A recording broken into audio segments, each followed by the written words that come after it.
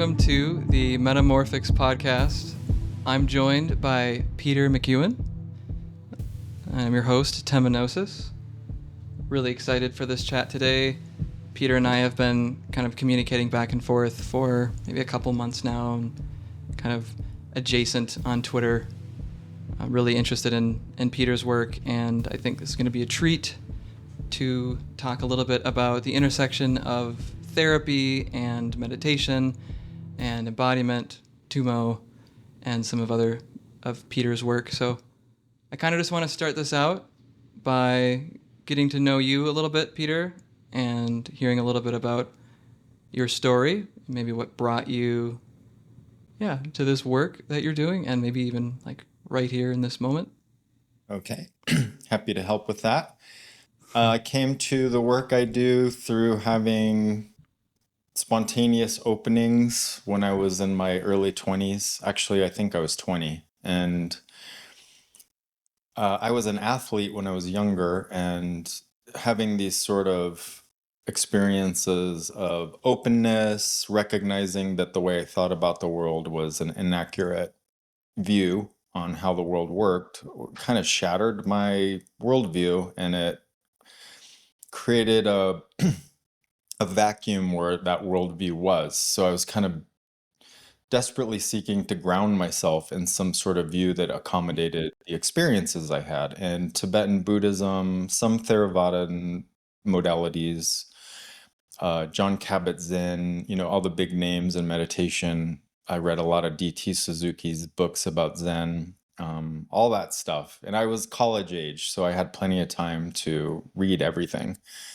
And that worldview resonated for me, of openness, working with vulnerability, unity, equanimity, big words like that, kind of represented the experience I had had. But on a more relative, experiential kind of plateau, I was very confused. I thought I had got mentally ill. No one around me seemed to understand what I was talking about.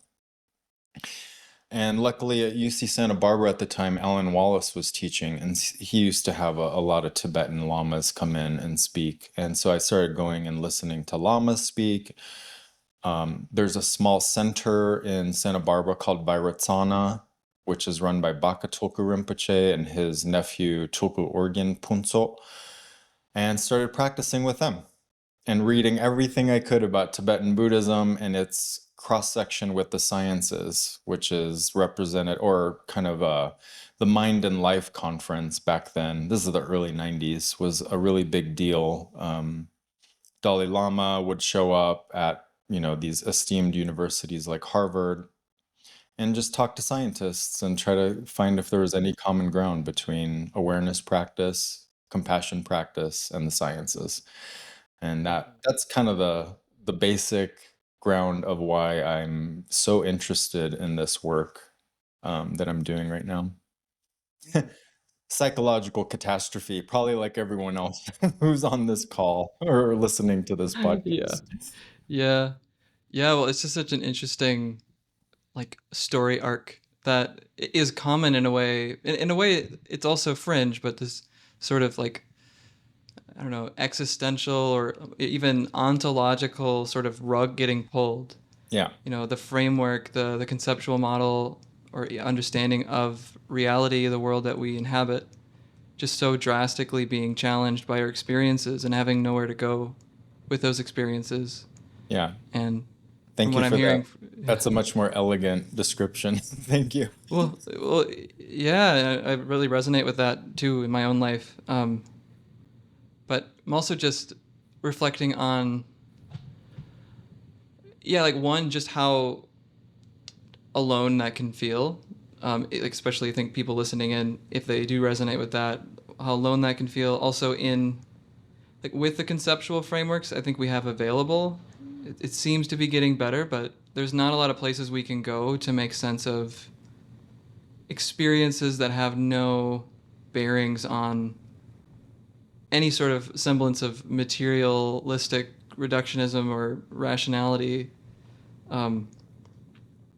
Or Yeah. just, I think even just the pedagogy of finishing college, buying a car, getting the career, maybe getting married and having Yeah, children, yeah. buying that kind of got really, it was disrupted almost completely because it seemed very hollow, and there's nothing wrong with that path. That's a path I'm curious about, but it was no longer sort of the overriding model for me.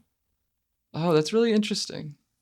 Yeah, I see that sort of, that cultural like expectation, linear development of like, yeah, you're gonna get a car, you're gonna get a house, you're gonna plan for retirement, you're gonna I think have, that's why Westerners who have these breakthrough experiences get really fascinated by Eastern traditions, because you have this continuum and history of these spiritual athletes. And, a lot of the cultural symbolism is about attainment of these open states, these unconditionally kind attitudes. And we don't really grow up with that. So I think it's easy to get captured and fascinated by that, maybe to a degree that's not specifically healthful because it's not supported in our culture. We don't live in a world of yogis, patrons, monastic institutions, things like that. And I think younger practitioners tend to chase that fantasy of enacting that mythos almost. And I yeah. am like very much guilty of that. Oh, yeah, me too. Yeah, I mean, well, that's you're bringing up a lot for me right now, and there's this way in which, yeah, the allure for me of more Eastern practices is the allure of, I mean, there's just a sort of pressing reality of my own finitude and morality and mortality, Hmm. and um, and just the fact of this moment, and the sense of, okay, so I could follow this traditional path, and I kind of can lay out what exactly I'm like going to be putting myself into, kind of, and I don't see that trajectory as being meaningful. That was kind of my experience, and again, I think I resonate with you in saying like there's something curious about that, but at the same time, I think certain practitioners have certain experiences that so challenge their worldview, and the world that they thought they knew, that there's like that the world, if I were to go back to that world to try to fit my experience and my direct first person experience into it, just wouldn't work. um, During that period too, I don't want to stay too much in the past. I was reading everything by Joseph Campbell. I couldn't, like anything I could get my hands on. And back then you could go to you could go rent a VHS tape of his lectures at Esalen. yeah, yeah. And Power of Myth, of course, came on PBS when I was still in high school. So something that struck me during this period and kind of created some tension, healthy tension, was his description of these mythological pedagogies that existed in specific cultures, and how he wrote a book called Creative Mythology that featured Thomas Mann and James Joyce, and his admonition that his students and those of us born in the West we're kind of conditioned to follow our own path and maybe adopting what he would Mhm. call the Asian game, or, the monastic game. Maybe that's not really the modality that's workable and healthy for someone who grows up in the West. But at the same time, we kind of don't have anything that's fully fleshed. And I think a lot of the people who are on Twitter and working in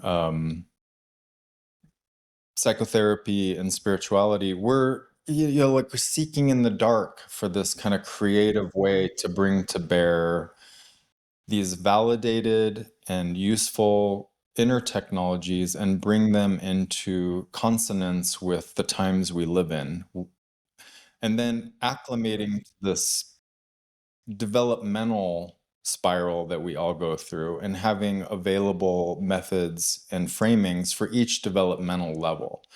whether that's heavily religious, I'll use spiral dynamics, entrepreneurial, pluralistic, integral, having Mm.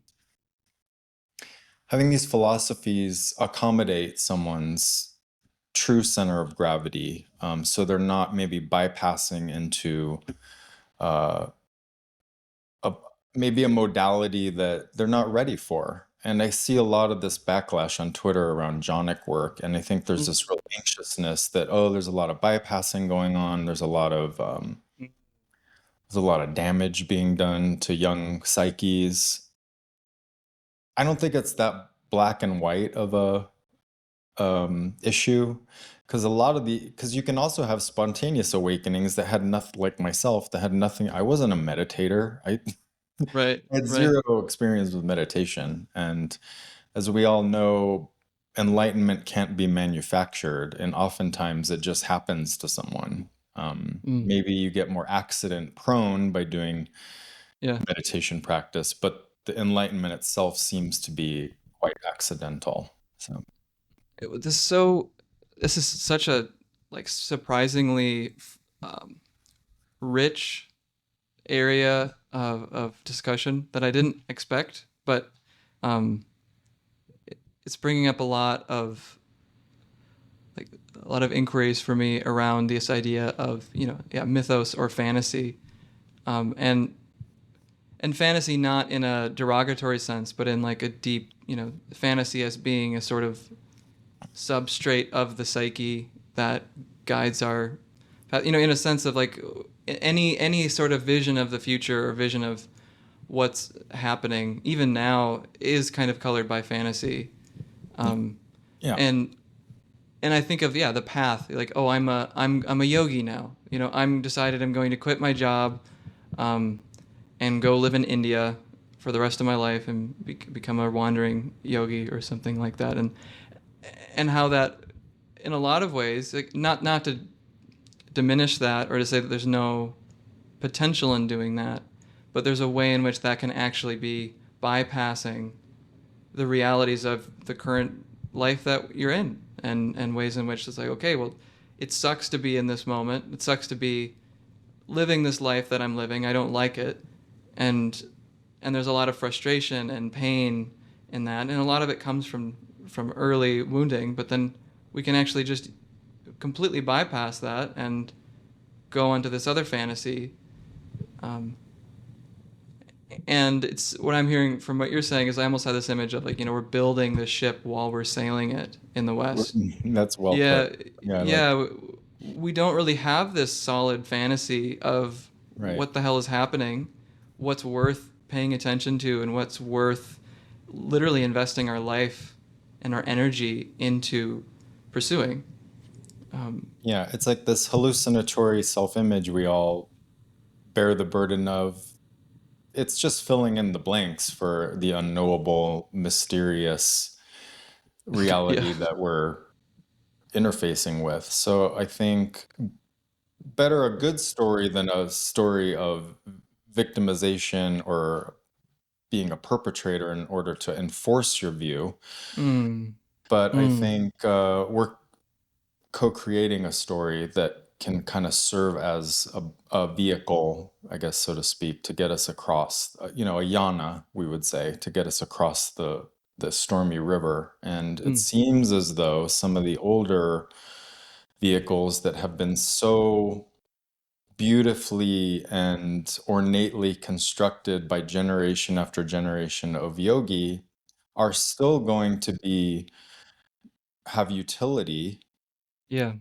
But as we en masse, hopefully, develop into a broader and broader inclusive stance about humanity, the ecosystem, our place in the cosmos, it's probably going to be necessary to have some sort of standardization for the next vehicle. And so I do think Mm. three previous vehicles, I'm Buddhist, so I would, the small vehicle, the great vehicle, and the Vajrayana vehicle, those still serve as effective uh, ways to frame a spiritual practice, a cultural inclination, and interpersonal strategy. Mm-hmm. But maybe some people who found the flaws in those systems have a vested interest in creating something more up to date and maybe less easily confused for a cultural habit. And in my case, Vajrayana Buddhism and just spending a lot of time with Tibetan people, it became clear to me, oh, it's really hard to determine what is a cultural habit and what Mm. is Vajrayana Mm. Buddhism, right? Wow. So Yeah. that's some of the work that really interests me is teasing out the inner technology, the methodology. Can it stand on its own outside of these really beautiful and ancient ways of creating the story, like creating your place in the universe? Wow. That's beautiful. It makes me think of just like the hermeneutic process of zooming in and then zooming out and then being able to then see it from a different perspective and then kind of zoom back in and then at like that process starting to build a sort of discernment and a greater understanding of the whole but also like the parts of that whole. And I I mean, really interested, I do yeah. it for a practical reason because I live in Boulder, Colorado. I've lived here for, 20 plus years, and there's a lot of the Shambhala students here, and there's just there's a big Buddhist community, and they've gone through some really incredible ups and downs with the autocratic system that Mm, Tibetan Vajrayana or Himalayan Vajrayana provides. And that experiment was really useful. But me as an outsider, and then coming here and hanging out with people who grew up around Chogyam Trungpa, since they were little kids, and meeting their mm, parents and meeting people like Bruce Tift who actually interfaced with mm. Trungpa, and just you immediately from a practical perspective, you want to improve the situation because the trail of bodies Mm. in the guru system in the West, it's been quite the experiment, and maybe there's room for improvement. I Yeah. can't say that with 100% surety, but it seems like there's room for um, improvement, maybe more alignment with current realities. We'll see. Yeah. I'm wondering if you could say a little bit about the guru system. I'm not sure if everyone here that's going to be watching this will know. Um, and I know like that question's quite broad and wide because it's like a guru could also be dependent based on um, the actual context, the religious context. Well, But my understanding of the Vajrayana system that comes from Tibet is that it's a guru yoga. It has a real bhakti kind of yoga attitude, and you take the guru as the path. This human being represents the enlightened nature that you are having a hard time seeing in yourself. mhm, I mhm, think I think that's fine. That seems to work okay. I think Americans have a real anti-authoritarian streak, which doesn't always mhm, match well with this style. And I also think the word guru, if you grow up in India or Tibet, may have a different kind of flavor to it than it does here. This lineage issue in the East is, we would maybe even regard it as nepotistic. For instance, my main teacher, Dzongsar Khyentse Rinpoche, is the grandson of two great Tibetan teachers. One of his grandfather's name is Dujim Rinpoche, who was the head of the Nyingma order, and then his father was, oh my gosh, I have to edit this. I'm spacing out.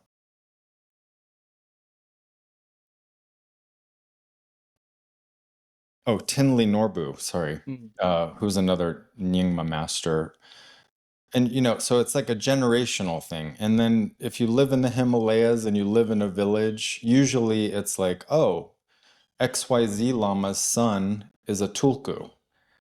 And then that tulku or that reincarnated master has a child, and maybe two of those children are mm, now lamas and reincarnated masters. So a lot of this, it's kind of like in the West. If I grew up and my dad was a shoemaker, and now I make shoes. My son maybe would go into Yeah. shoemaking as an apprentice. So I think in the East, that's that kind of modality and that like seasoning of how Uh-huh. you adopt a mythological identity is very alien here in the West. We don't really have that. We would consider that almost like medieval or Renaissance era way of Mm. passing a skill down. But in the East, that's very common. Oh, his dad was the village doctor, and so that lineage is all doctors. Mm. So I think a lot of this talk we hear about lineage in Tibet, lineage in Vajrayana, it's largely unexamined, really. I think it's not as infrastructurally precise as working at the State Department or in the Army or something like that. And I think Americans want that sort of Yes. uh, really clean cut, clear idea of where did they come from? How did they get elected? When Mm-hmm. did they get promoted? Are they a general? Are they a sergeant? Like, Yeah, what do it they have to doesn't show really for it? work that way. Where's the shoes that they've made? Yeah. Yeah, yeah, exactly. Yeah. And, it's like any job. Some people are probably fit to do a really great job at being a Tibetan Lama, and maybe some aren't. Mm. So I think we need to ease our expectation and kind of look at creating our own system uh, without throwing the baby out with the bathwater. Yeah, I love your discernment here. It's very, I can tell that you've done quite a bit of work engaging in this dialogue between, East and West. Um, so just to kind of bring us back to where we were in your journey, Hmm. I think that where we left off was you found the Vajrayana and Tibetan Buddhism to be a worldview that was able to kind of contain and make sense of your experiences. Is that Yeah, I think to yeah, some degree, you get 50%, and then I think 50%? psychotherapeutic modalities probably make up the other half of that. I'm not a very religious person, honestly, but I've Mm, stuck with the Vajrayana Buddhist religion. Maybe because I'm very interested in it. I'm very mm, interested in learning the technologies that they espouse, but maybe some of the other qualities I don't invest so much in, like community. I don't go to really large empowerments. If there's going to be hundreds of people, it doesn't really interest me to go just to get the blessing of a teacher. But there's mm, a lot of people in Boulder specifically. That's that's what they're interested in is, this moral framework, sense of community, maybe a feeling they're doing the right thing, getting some mm-hmm, instruction, and then returning to their largely secular existence.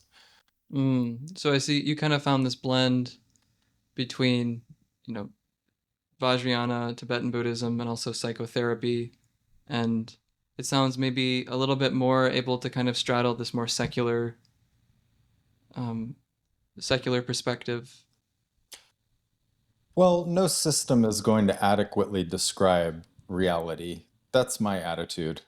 Whether Yeah. it's Buddhism, psychotherapy, quantum physics, it doesn't really seem as though to me that one specific system is going Mm, to accurately be able to describe how the mystery of reality. So that's why I tend to probably to a fault be a little bit of a dilettante, mm, mm, a generalist. I'm a spiritual generalist, but I do have to say, not to go too deeply into it, I have been committed to the Vajrayana path since about 1993, so 30 years now.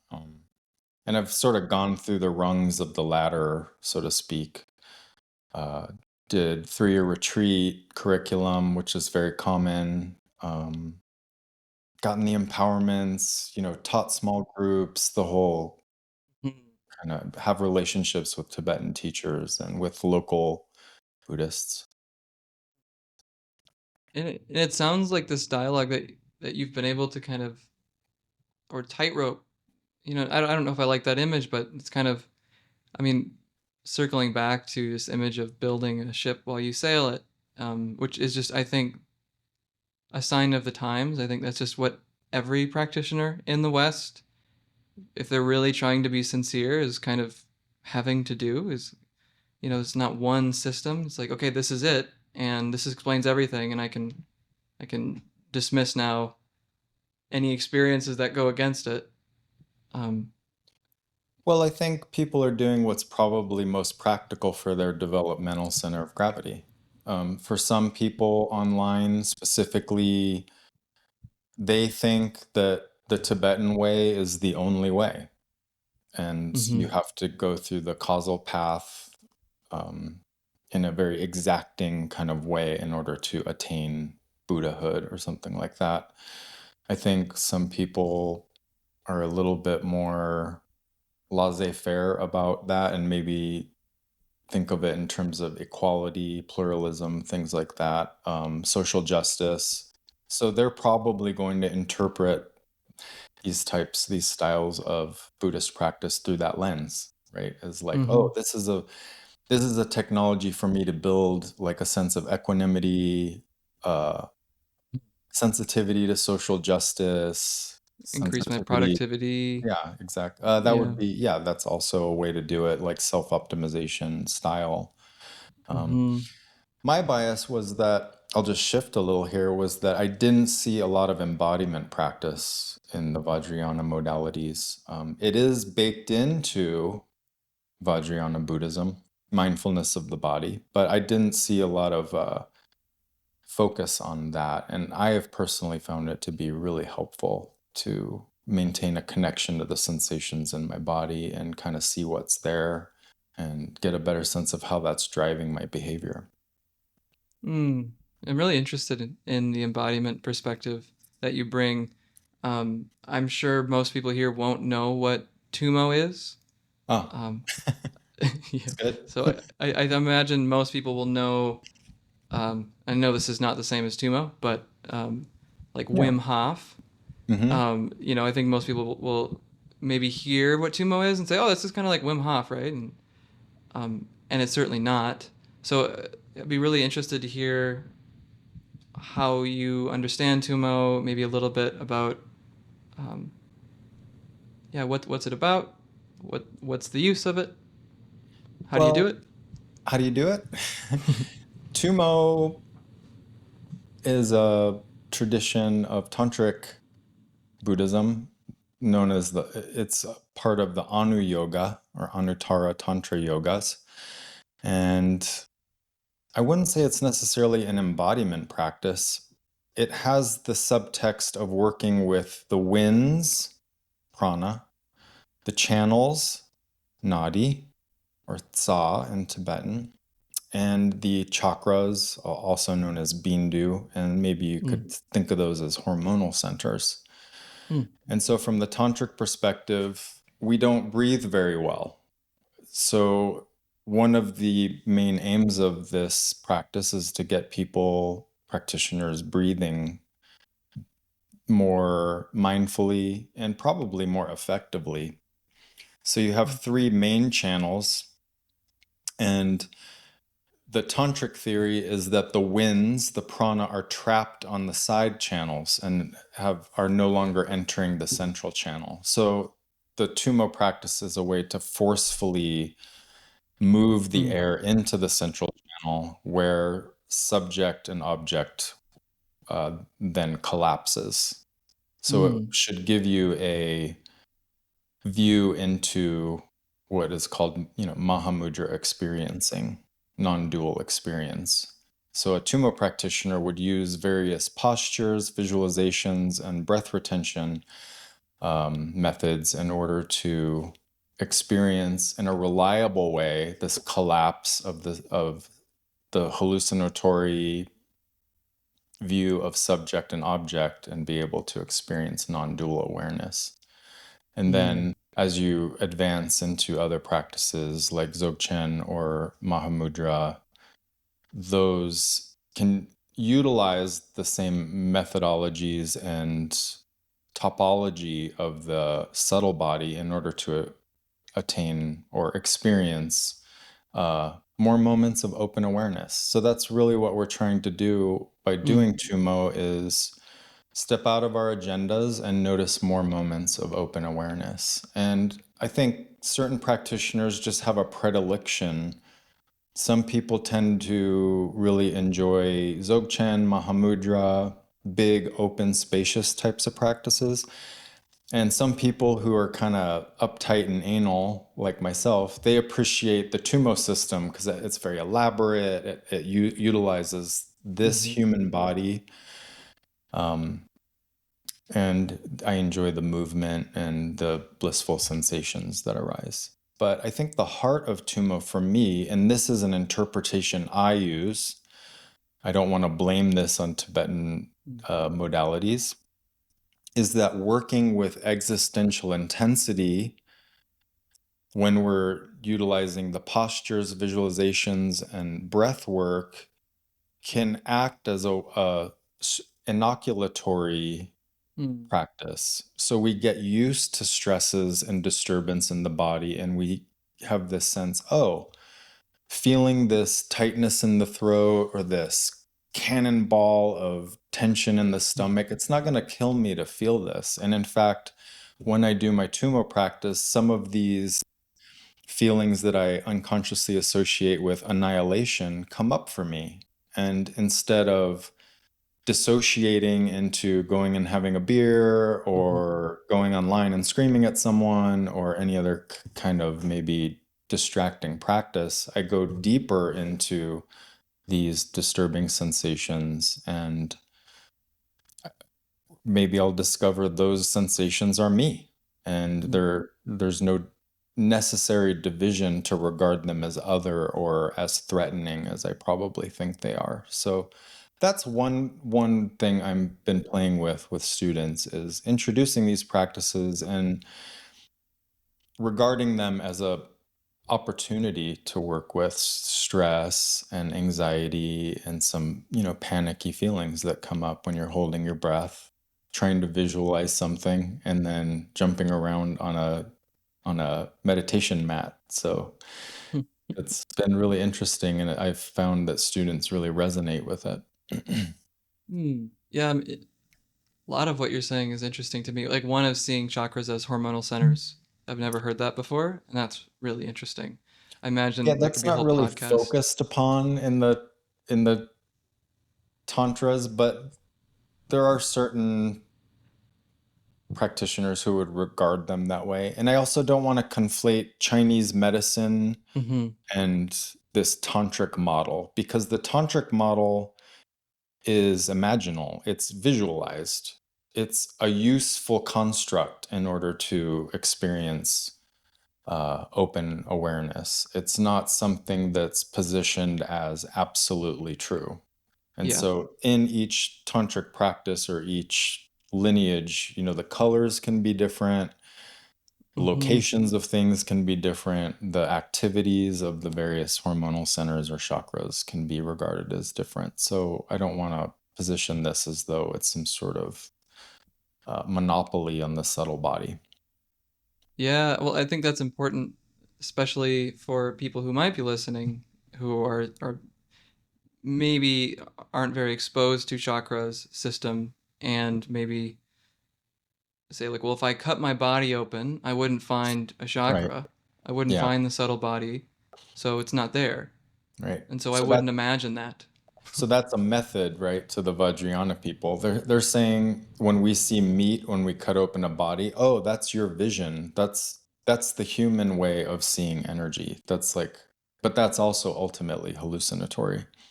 And Yeah, so I like that. the Vajrayana people have this really interesting intervention. It's sort of like, oh, okay, so you believe that? Well, let's replace it with something that's truer to reality, but not absolutely true. And so to the Vajrayana people, the Tantric people, a deity would be a more accurate representation of what you are, your true identity. So the generation stage practices of Tantric Buddhism are a replacement practice. You replace this ignorant or fallacious self-image that we've concocted with something that is a little more true. And so you start working with that. And built into that new body, that deity body, is a more accurate perspective on your place in the universe. That's really interesting. I I'm really curious about deity visualization. And I'm also mindful of people who could be listening. And I'm finding myself wanting to kind of pick your brain on what does that look like. I know there's a structured form of it, but I'm curious. Like, could you imagine yourself as I don't know, Superman? And would it have a similar effect? Or is there something specific about the type of deity that one is evoking? I think that's really interesting because Jeffrey Kripal writes a lot about superheroes, Ah, and yeah. modern interpretations of, he calls it the supernatural, two words. Uh-huh. Um, Spiritual experience is going to be interpreted through all this framework. And he uses superheroes as, okay, well, this is the age where we regard any sort of numinous experience as maybe like a UAP, UFO, alien gray, some sort of insectoid entity, or maybe a superhero, something like that. And so I think that's the ground where Tantric Buddhism and Western Mm. interpolations of spiritual experience, there's some mulch there, and there's something, there's compost there, and we can use it to maybe grow a more accurate portrayal of what we regard as a deity. um, the safety mechanism is the outer tantras, where you view the deity as outside of yourself. So that kind of helps the user, so to speak, because the nervousness a tantric teacher would have, oh, I don't want to create some sort of cosmic monster by telling them they're a deity. So usually the practitioner views it as external to themselves at the outset. And then later they sort of identify with this deity form. Green That's Tara uh, is very popular. Sorry. oh no, that's interesting. So you start out visualizing it outside of yourself. Very commonly, yeah. And is there I think you were implying the reason why, but it may have gone over my head. But what would be the reason why you'd want Well, it's to a start? skillful means. It's probably just there's a safety mechanism in there where if you view it as external from yourself, it also accommodates the notion that you still see the world as external from yourself. There's still sort of this solid sense of being a significant self, and then there's everything else. So that's a skillful means to portray the deity as something outside of oneself. It sort of accommodates one's Hmm. inner and sense of inner reality and external reality. That's the wonder of Tantra. It accepts everything that you think about the world, and it tries to transform your existing framework and iteratively bring you more into connection to a truer version of how the world works. And so the tantric guru or the teacher should be sort of the arbiter of how you manage your experience as a practitioner. That's the value of Hmm. having a teacher, is assessing where you are on the path, not overwhelming you or short-circuiting your worldview, and giving you these practices in a sane way, because our experience tends to be either neurotic or sane, and so the teacher wants to keep you in a sane Hmm. Yeah. way of consuming or metabolizing reality, simply because if you're experiencing a sane world, you're probably going to have more moments of open experience. You're not going to be in this state of chronic struggle trying to process this alien world of Buddhist Tantra or visualizations and chakras and all this kind of thing that I could just turn into a huge distraction and a way to provide fuel for uh, thinking the world is some sort of spiritual fantasy or something, which then leads to a bypassing style. Mm. Yeah, not to reify the deity that you're Yeah, which kind is of easy to do. And you actually see a lot of this, and people worship deities mm, in tantric Buddhism. Maybe that's hmm appropriate to their developmental center of gravity, and that's fine. mm, mm. Buddhism doesn't, as far as I understand, it says something like it's there, but it's not there. That's that's to me Buddhism in a nutshell. It's the deity is out there, but it's also not there. And I think for those of us in the West, that's really hard to work with. Yeah, I think you were pointing to it, this edge of both being there and also not being there. That kind of that, and I think like so central to Buddhism is this emptiness and a sort of heuristic tools to understanding that. Um,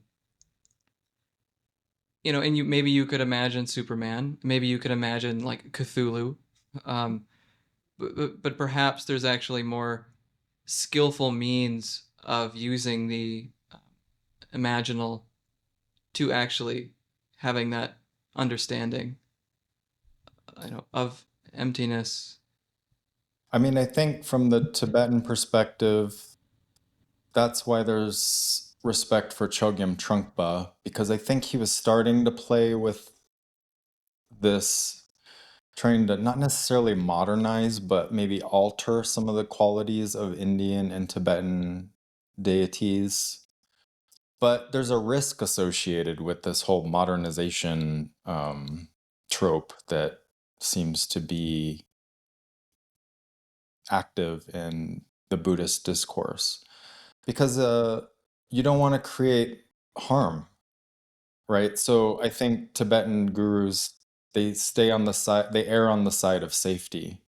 They don't use Superman. Also, maybe they didn't grow up reading Superman.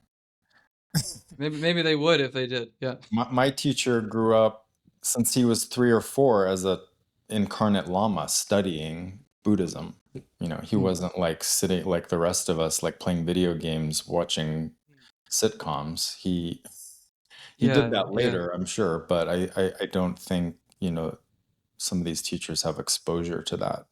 So eventually someone will use Superman or Wolverine or something like that. I don't know. We have to find out if that's helpful. For now, it seems to be working okay to use these deities that originate largely in medieval India or, yeah. Yeah. I want to just touch a little bit more on the deities, and then maybe transitioning to talking about emotional intensity. But Sure. so for these deities, could you maybe describe one, how to generally visualize them, and not to give like how-to instructions, because I'm sure it'd be helpful to do this with a teacher, not to just go and do this alone, but like maybe how you would do that, and also do each deity represent something specific? Are you encountering them as an entity that has its own intelligence, or is it more representing like a quality of like love or strength?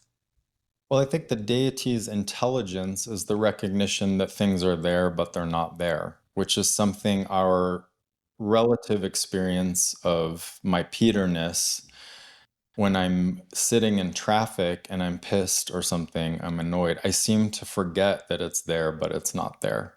I Mm. seem to conflate the display of experience, the vivid display of what I see and feel as having absolute reality to it. And I project it out onto what is essentially a neutral reality. Energy is just being exchanged out here, and my vision of reality has a bias. And so the reminder that using the deity as the placeholder for your enlightened nature would be, oh, the deity just views everything as possessed of a fundamental equality. Mm. Fundamentally, non-biased. So the Buddhism doesn't take a side against shitty feelings, for instance. It doesn't have a problem with feeling shitty or having existential intensity. But our formal sense of self-identity sure does. And so that's the kind of one of the functional requirements for the deity is it has these qualities of non-bias, unconditional inclusivity, recognizing that the colors and the energetic movement of the world is spontaneous and unhindered. Those qualities are really important to help us progress on the path until we actualize them in the core of our being. And Mm, so each deity will have various implements that represent certain these kinds of qualities, equanimity, union, compassion, things like that. But I I see. think that's where you and I are kind of coming at this. What could be a problem is that symbol system, in the Campbellian way, is Yeah, alien to us. right. Why doesn't the deity have a cell phone or a phone charger or, like a Nintendo or to represent the display or a big screen Yeah. TV or whatever it is? I want the 9 to 5 grind deity. Yeah, yeah, basically. And I think, that would be represented. There's a protector that's a blacksmith in Vajrayana Buddhism. And so maybe that's represented there, but I've never seen a blacksmith. And so, and Yeah. so I think over time we'll begin to adapt and adopt, basically. And for now, I think the work that interests me even more is invoking, tolerating, and being kind towards the intensities of my somatic experience. That to me is the most interesting work because a lot of my sense of this self-image that's constantly seems to be, it's mimetic, right? It's replicating itself constantly, my Peterness. My sensations in the body pull me out of that um, hallucinatory narrative of who I am, where I am, what I'm doing. A sense of self-importance, significance, solidity. And then when I'm in my sensations, I get more familiar with the sensations that are probably driving this hallucinatory quality of self-image. Because a lot of my reactivity is probably a response to very intense sensations in the body. And as someone who's trying to practice unconditional kindness, I don't want to harm people. So I don't want to behave in harmful ways. And so one measure I can take is to get familiar with these uncomfortable sensations so I'm not reactive and I take ownership for my totality.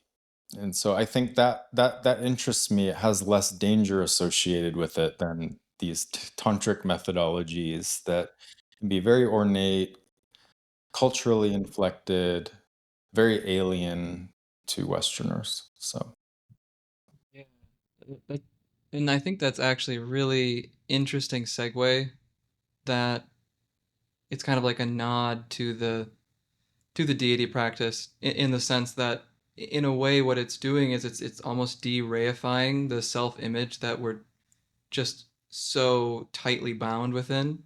yeah, And one way that might be appropriate more so for people who don't have that practice or a teacher or aren't engaging in tantric Buddhism is actually just like you were saying, going just to the raw sensations in the body and how that can sort of take you out of this peterness or um, yeah, rigidly held self-identity that's keeping you kind of small. But I want to just kind of hear your thoughts on that and perspective. well, I think when we're in our sensations, and a lot of this work has been taught to me by working with Bruce Tift for the last 20 years, and that we tend to stop, our attention gets captured by anything we perceive as a problem or something that contradicts like what our self-image dictates is a helpful way to interact with reality, whether that's professionally, interpersonally, or even our own subjective world of fantasy and sensation. When we have some sort of problem, we almost collapse our attention into finding a solution for it. And that serves as a distraction, and sometimes that distraction serves an emotional function, and that emotional function would be to keep us out of, from a spiritual point of view, the experience of open awareness, which is really, to my mind, the goal of spiritual practice is open awareness, inclusive awareness. And then from the standpoint of ego process, there's probably some panicky feelings we're avoiding by collapsing our attention into not only the problem, but finding the solution. So this seemingly endless cycle of problem solution serves as a very reliable way to keep us out of openness or panic.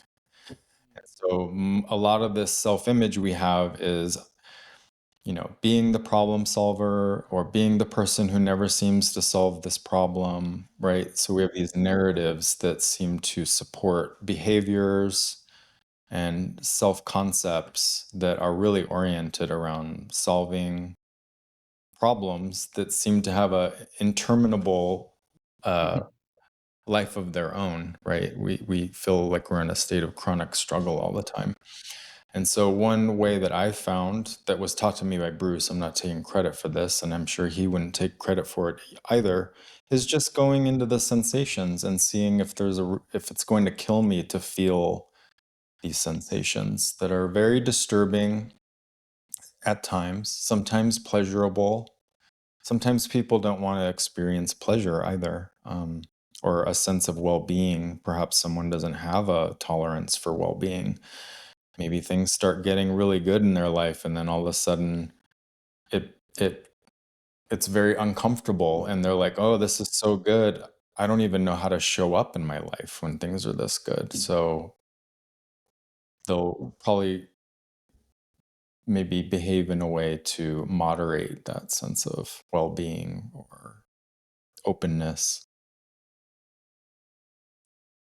Yeah, really, really interested in what you're saying, and it just resonates so much in my own experience and also like my work as a therapist.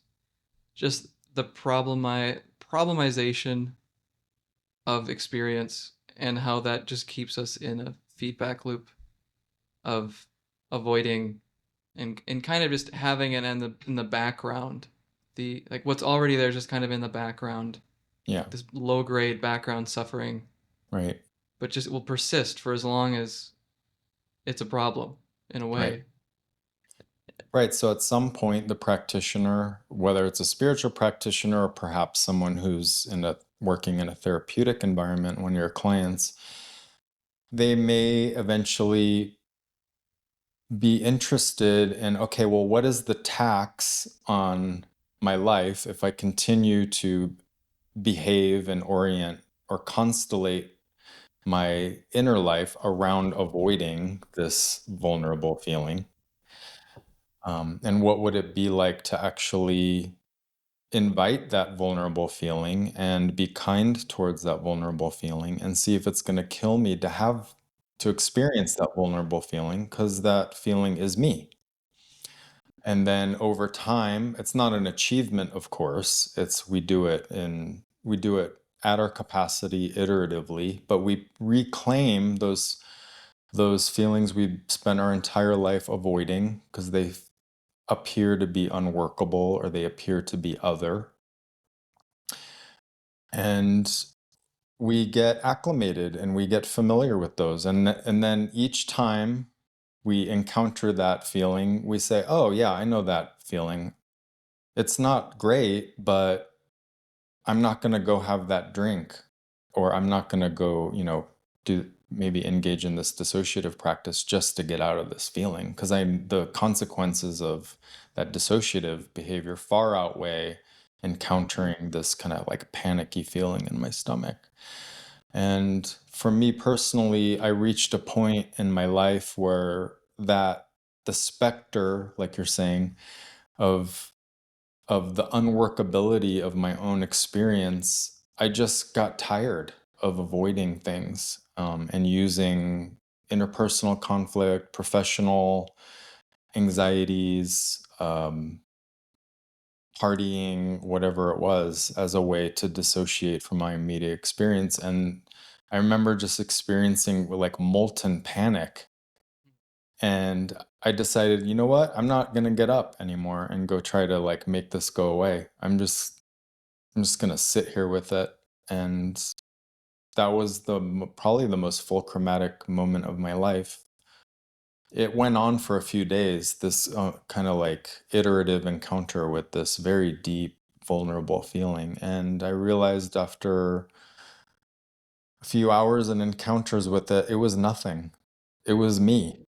And for whatever reason, I will never remember when it happened.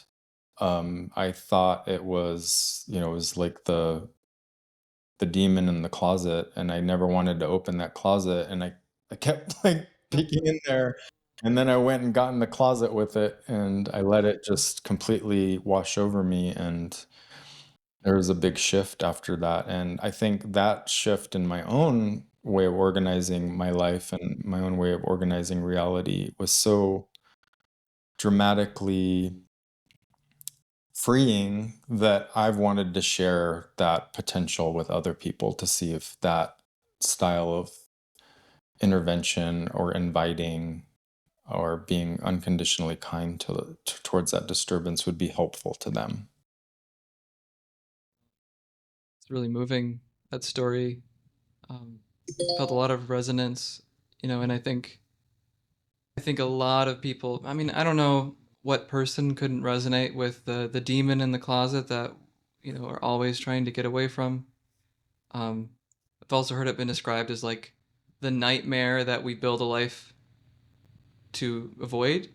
Yeah. And the way that you're describing that you worked with that, which is, it's like almost, it's like, it's very simple. It sounds simple. It's not, but it sounds very simple, of just like you're being with it, not making it a problem, like not making it an extra problem, and offering this unconditional kindness.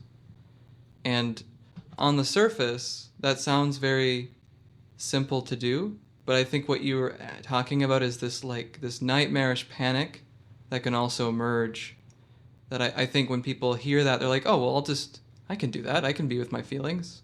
Yeah. But then don't quite realize what that actually means to be with their embodied, felt experience of emotional intensity. Yeah, and I don't think it's smart for everyone to just take this. We don't want to do things in a really black and white kind of juvenile way of like, okay, well, this weekend I'm just going to take a bunch of mushrooms and like have the big encounter. We want to do things at a tolerable, um we want to have a process and a method. We don't want to just jump in the deep end. But I do think at some point in a practitioner's life, they will encounter this formless panic. And from the spiritual perspective, they may recognize, oh, that is enlightenment. That is big, open uncertainty. And I've been avoiding it probably my whole life, and in fact, using spiritual practice to avoid it. This sense of uncertainty and mystery. We have a low tolerance for mystery in general. And I think someone who's on the path of awakening, when they encounter that formless panic, they may drop the agenda and recognize, oh, this uncertainty that I've been avoiding my whole life is the thing I was looking for, but it offers no support for like my self-image. And that's the scary thing, because that self-image has been our protector since we were little.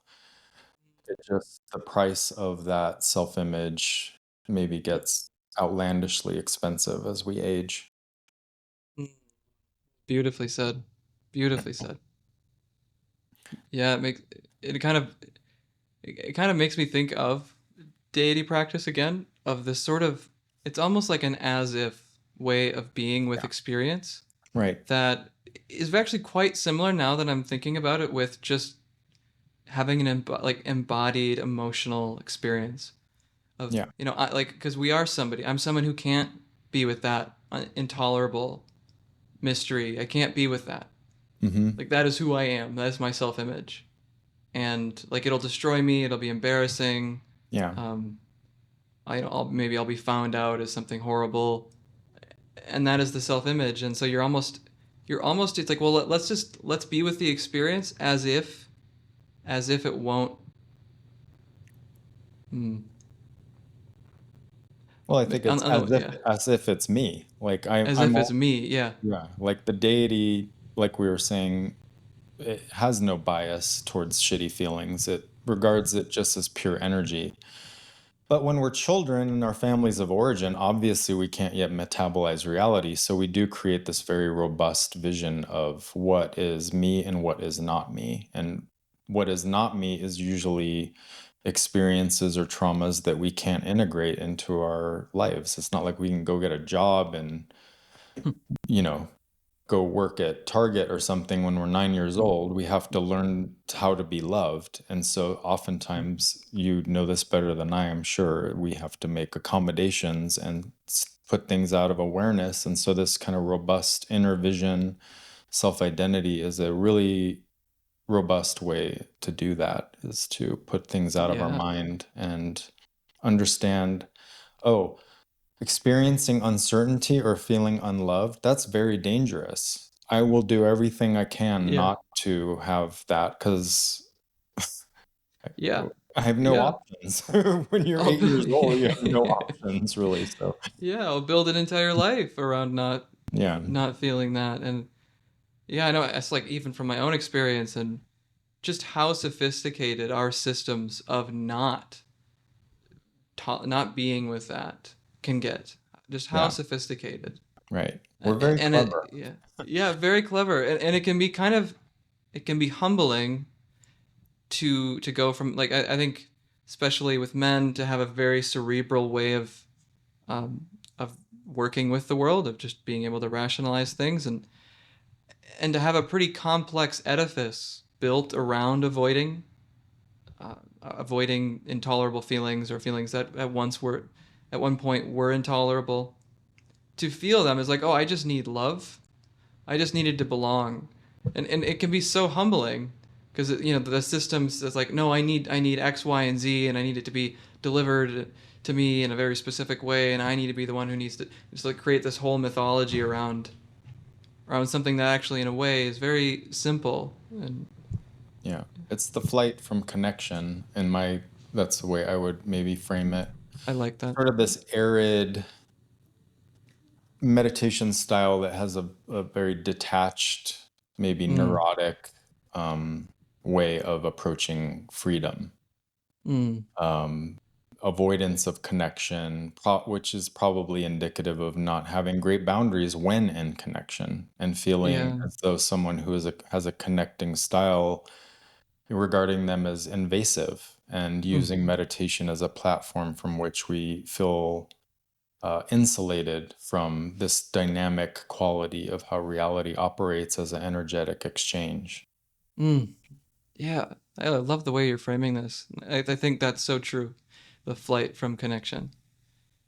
and I Yeah. think above, yeah, like in a really basic level of just like me and you, even at the most I fundamental mean, I think it's level. kind of like pretending as though you can have experience that is not relational, Yeah, it's a neurotic masculine, it's a, like, from a masculine core perspective, that would be a neurotic way of experiencing uh separation energy, you know what I mean? yeah. And then it probably turns into a self-absorbed state, because you have to kind of maintain this fantasy that you are separate and then there's everyone else.